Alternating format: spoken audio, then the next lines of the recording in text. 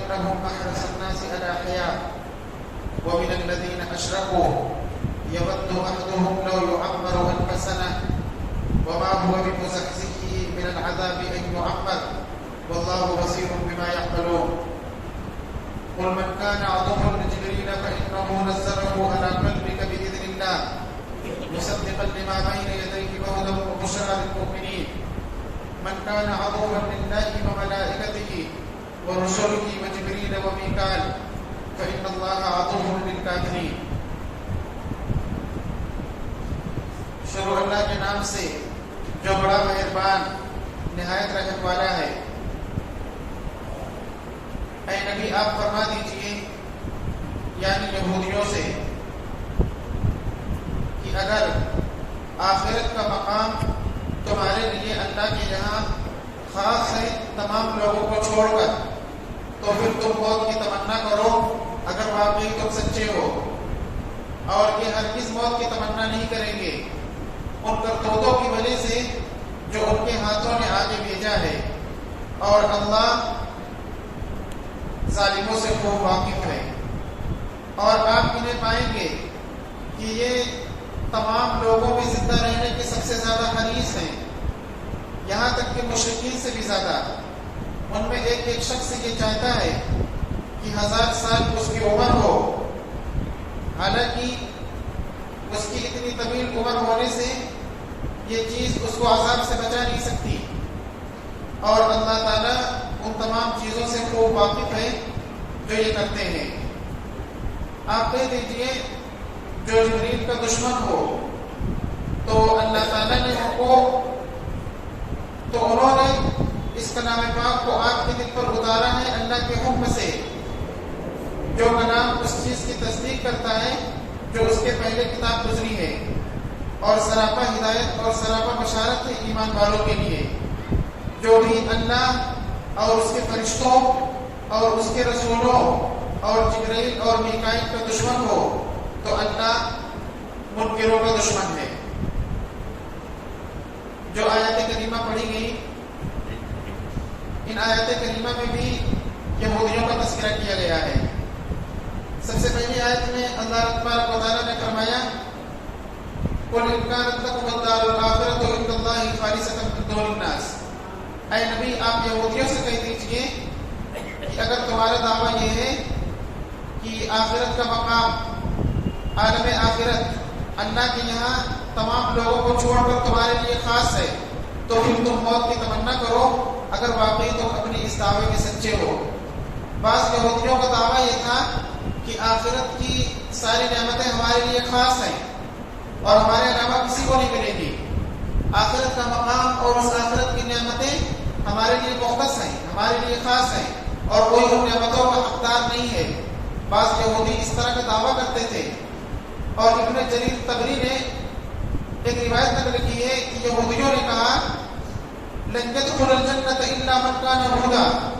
جنت میں وہی داخل ہوگا جو یہودی ہوگا. تو اللہ رب العزت نے یہ آیت نازل فرمائی اور اس میں فرمایا آپ کہہ دیجئے ان یہودیوں سے جو اس کے دعوے دار ہیں کہ آخرت کا مقام اور اس کی نعمتیں انہی کے لیے ہیں. تو کہا گیا کہ آپ کہیے کہ اگر تمہارا یہ دعویٰ ہے کہ آخرت کا مقام آخرت کی نعمتیں تمام لوگوں کو چھوڑ کر صرف تمہارے لیے ہیں اور تمہارے لیے وہ چیز ہے اور کسی کو وہ چیز نہیں ملے گی. اگر تمہارا اس کا دعویٰ ہے فَتَمَنَّوُا الْمَوْتَ إِن كُنتُمْ صَادِقِينَ تو تم موت کی تمنا کرو اگر واقعی تم اپنے اس دعوے میں سچے ہو. انہوں نے گویا جنت کی نعمتوں کا حقدار صرف اپنے آپ کو سمجھا اور اسی طریقے سے جنت میں جو نعمتیں ہیں ان کا حقدار صرف اپنے آپ کو سمجھا. تو اللہ تعالیٰ نے فرمایا کہ اگر یہ دعویٰ ہے کہ آخرت کا مقام صرف تمہارے لیے ہے تو پھر تم موت کی تمنا کرو تاکہ تم کو وہ مقام حاصل ہو جائے. تم موت کی تمنا کرو اگر واقعی تم سچے ہو. یہودیوں نے اپنے آپ کو کہا نحن ابناء اللہ واحباؤہ ہم اللہ تعالیٰ کے محبوب اور اس کے چہیتے ہیں تو اور جنت کی نعمتیں ہمارے لیے ہیں اور اس کا کوئی حقدار نہیں ہے سوائے ہمارے. تو اللہ تعالیٰ نے موت کی تمنا کرنے کے لیے کہا کہ اگر اس دعوے میں سچے ہو تو موت کی تمنا کرو کیونکہ ہر شخص چاہتا ہے کہ جنت کی نعمتوں کو اور اللہ تعالیٰ کی طرف سے جو انعامات ہے اس کو حاصل کر لے. تو پھر تم بھی تمنا کرو موت کی تاکہ موت آ جائے اور فوراً تم کو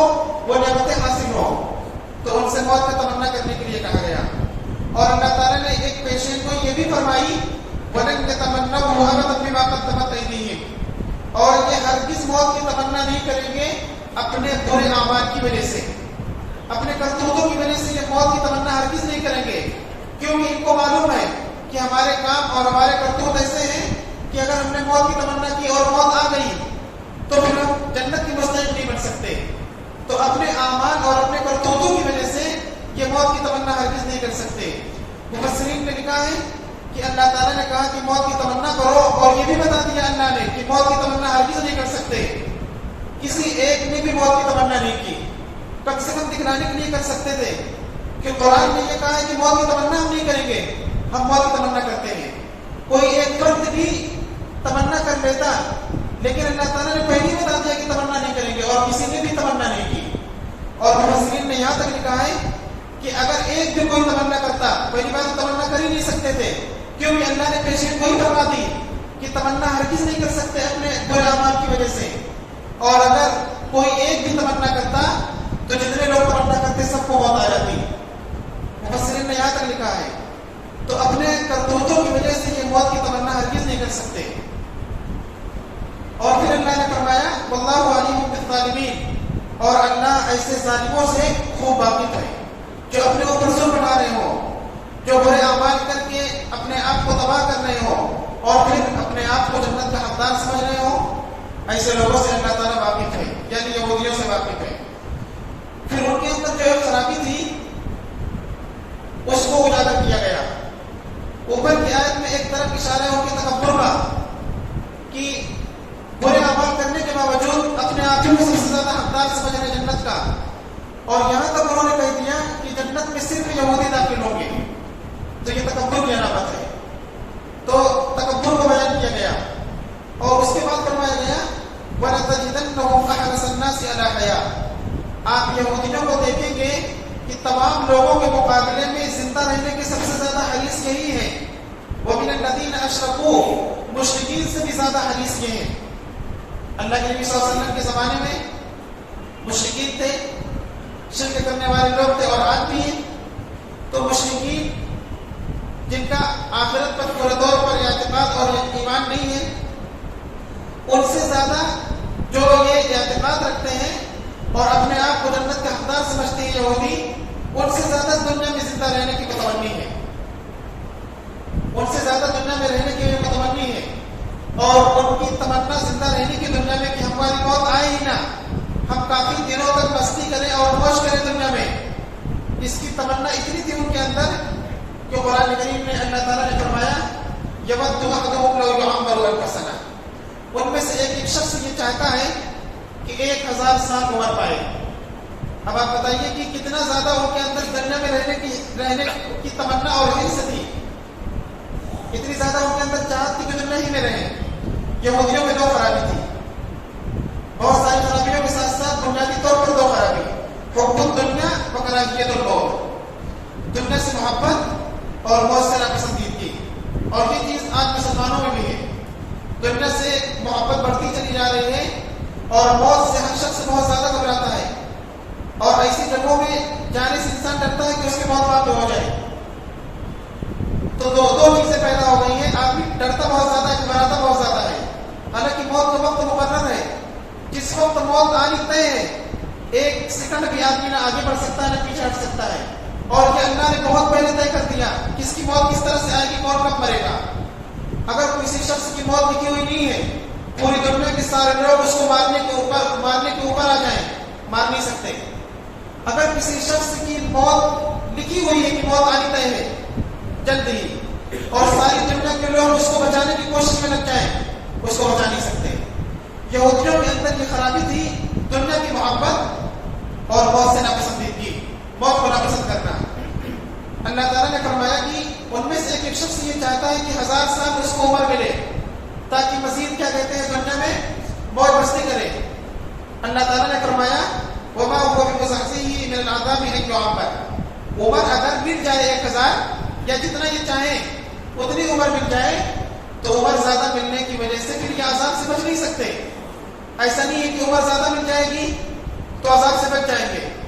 ان کے برے اعمال کا عذاب پہ ان کو مل کر رہے گا۔ دنیا میں چاہے جتنے دن تک زندہ رہیں، آخرکار مریں گے، اور مریں گے تو پھر عذاب طے ہے۔ اگر ایمان نہیں لائے تو اگر ایمان نہیں لائے اور اچھے اعمال نہیں کیے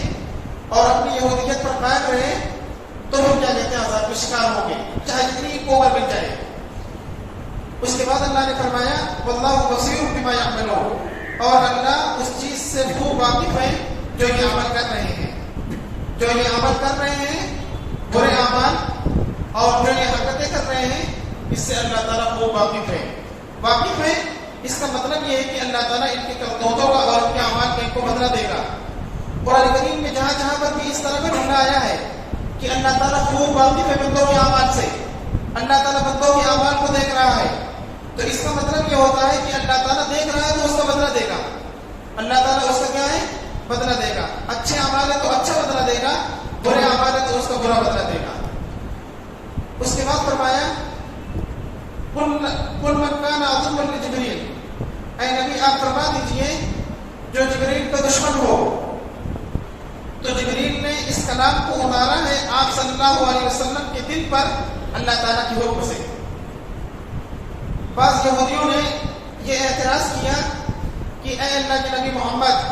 ہم آپ کو نبی مان سکتے ہیں اور ہم آپ کو نبی مان لیں، لیکن آپ کو نبی اس وجہ سے نہیں مانتے کہ جبریل امین آپ پر وحی لے کر اترتے ہیں اور جبریل سے ہماری دشمنی ہے، ہماری عداوت ہے، کیونکہ ہم پر کیا کہتے ہیں احکامات جو لے کر آتے تھے، مشقت والے احکامات بنی اسرائیل پر، وہ سب جبریل امین لے کر آتے تھے، تو ان سے ہماری پرانی دشمنی ہے۔ تو آپ پر بھی وہی لے کر آتے ہیں، جبریل امین آپ پر وہی لے کر آتے ہیں، تو ان سے تو ہماری دشمنی پہلے سے ہے، اس لیے ہم آپ پر ایمان نہیں لائیں گے۔ اگر آپ پر جبریل امین کے بجائے میکائیل جو رحمت اور بارش وغیرہ کی ذمہ دار ہیں، اگر وہ آپ پر وہی لے کر آئیں تو ہم آپ پر ایمان لا سکتے ہیں، لیکن جبریل امین آئے وہی آپ کے اوپر تو ہم نہیں ایمان لائیں گے۔ اللہ تعالیٰ نے فرمایا آپ ان یہودیوں سے کہہ دیجئے من کان عدوا لجبریل، جو جبریل کا دشمن ہے تو دشمنی کرے، فإنه نزله على قلبك بإذن الله، جبریل امین نے اپنی طرف سے کوئی حکم نہیں کیا، کوئی کام انجام نہیں دیا، بلکہ انہوں نے اس کلام کو آپ صلی اللہ علیہ وسلم کے دل پر اللہ کے حکم سے اتارا ہے۔ آپ صلی اللہ علیہ وسلم کے دل پر جبریل امین کا نام لے کر اترتے ہیں تو یہ اللہ تعالیٰ کے حکم سے بإذن اللہ۔ جبریل امین موسیٰ علیہ السلام کے پاس آئے تھے یا ان کو احکامات دیتے تھے اللہ تعالیٰ کے حکم سے، تو وہ اللہ تعالیٰ کی مرضی کے خلاف کوئی کام نہیں کر رہے ہیں کہ اپنی طرف سے کر رہے ہو، بلکہ وہ تو اللہ تعالیٰ کے حکم سے کر رہے ہیں، اس لیے تم دشمنی کر رہے ہو، یہ دشمنی کرنا صحیح نہیں ہے۔ اور پھر یہ کہ یہ کلام ایسا ہے مصدقا لما بین یدیہ، پہلے جو کتابیں گزری ہیں اس کی تصدیق کر رہا ہے، یہ کلام قرآن مجید تصدیق کر رہا ہے توریت کی بھی، انجیل کی بھی، زبور کی بھی اور دیگر جو صحیفے ہیں اس کی بھی۔ اور پھر اس کے بعد کہا گیا وَهُدًى وَبُشْرًى لِلْمُؤْمِنِينَ، یہ کلام سراپا ہدایت ہے اور سراپا بشارت ہے ایمان والوں کے لیے۔ اس قرآن کے ذریعے سے رہنمائی ملتی ہے ایمان والوں کو، اور ایمان والے صحیح راستے پر آ جاتے ہیں، اور جب صحیح راستے پر آ کر اچھے اعمال کرتے ہیں تو پھر یہی کلام پاک جنت کی اور جنت کی نعمتوں کی خوشخبری دیتا ہے۔ پتہ چلا کہ تمہارے لیے بھی خوشخبری ہو سکتی ہے اے یہودیوں، لیکن اس کلام پر ایمان لانا پڑے گا۔ اس کلام پر ایمان لائے بغیر تم جنت کے حقدار نہیں بن سکتے۔ اس کے بعد اللہ تعالیٰ نے مطلق ایک بات کہی من کان عدوا للہ وملائکتہ ورسلہ وجبریل ومیکائیل، جو اللہ تعالیٰ کا دشمن ہو، اس کے فرشتوں کا، اس کے رسولوں کا، اور جبرائیل اور میکائیل جن کی محبت کا یقین کرتے ہیں کہ یہ آئے تو ہم مانیں گے، سب کے دشمن ہو جائے، جو شخص بھی ان تمام کا دشمن ہو جائے، فإن اللہ عدو للکافرین، اللہ تعالیٰ منکروں کا دشمن ہے، اللہ تعالیٰ منکروں کا دشمن ہے۔ اگر یہ انکار کر رہے ہیں اللہ کے نبی صلی اللہ علیہ وسلم کا، قرآن مجید کا، تو اللہ ان کا دشمن ہے، ان سے نمٹے گا اور ان کو اس کا بدلہ دے گا۔ اور جو بھی اللہ تعالیٰ اور اس کے فرشتوں اور پیغمبروں پر ایمان لے آئے اور آخری نبی محمد عربی صلی اللہ علیہ وسلم پر اور آخری کتاب پر ایمان لائے تو پھر اللہ کا دوست ہے اور اللہ کا محبوب ہے۔ بنیادی طور پر یہودیوں کے اندر جو چیز تھی تکبر، اپنے آپ کو بڑا سمجھنا، اور جنت کا حقدار اپنے آپ کو قرار دینا، اور سب کے بارے میں سوچ لینا کسی کو جنت نہیں مل سکتی، صرف یہودیوں کو ملے گی، یہ تکبر کی علامت ہے۔ جنت اللہ تعالیٰ کے ایمان اور اعمال صالحہ کی بنیاد پر ملے گی، چاہے جو انسان ہو، کوئی بھی شخص ہو، کسی بھی خاندان سے تعلق رکھتا ہو، کسی بھی گروہ سے تعلق رکھتا ہو، ایمان لے آئے اور اچھے اعمال کر رہا ہے جو قرآن و سنت کے مطابق ہے، تو اس کو اللہ تعالیٰ جنت عطا فرمائیں گے اور جنت کی نعمتیں اس کو عطا فرمائیں گے۔ تو تکبر کا علاج کیا گیا کہ انسان کے اندر تکبر نہ ہو، اور دوسری چیز ان کے اندر دنیا میں بہت زیادہ رہنے کی حرص تھی، تمنا تھی، تو بہت زیادہ دنیا میں انسان جینے کی تمنا نہ کرے، اصل زندگی تو آخرت کی ہے۔ اور تیسری چیز وہ مرنے کو بہت زیادہ ناپسند کرتے تھے کہ قرآن کے چیلنج کے بعد ایک بھی یہودی نے موت کی تمنا نہیں کی، اتنا زیادہ موت سے ڈرتے تھے۔ تو موت سے ہمیں نہیں ڈرنا چاہیے، جیسے عرب کے لوگ تھے موت سے بالکل ڈرتے ہی نہیں تھے، ذرہ برابر موت کا خطرہ ہی نہیں تھا ان کو۔ بہت زیادہ ہمت، بہت زیادہ جرأت، اور ایمان والے کے اندر جرأت ہونی چاہیے۔ اور یہ جو نماز ہم پڑھتے ہیں اس سے ہمارے اندر ہمت پیدا ہوتی ہے، جماع پیدا ہوتا ہے، قوت پیدا ہوتی ہے۔ تو یہ تین خرابیاں تھی یہودیوں کے اندر جس کو اللہ تعالیٰ نے ان آیات میں بیان کیا ہے۔ اور ایمان وہی معتبر ہے جو سارے پیغمبروں پر اور ساری کتابوں پر ہو، کچھ کو مان لینا اور کچھ کو نہ ماننا یہ کیا کہتے ہیں، ایمان نہیں ہے۔ اللہ تبارک و تعالیٰ ہم سب کو کامل ایمان عطا فرمائے اور اچھے اعمال کی توفیق عطا فرمائے۔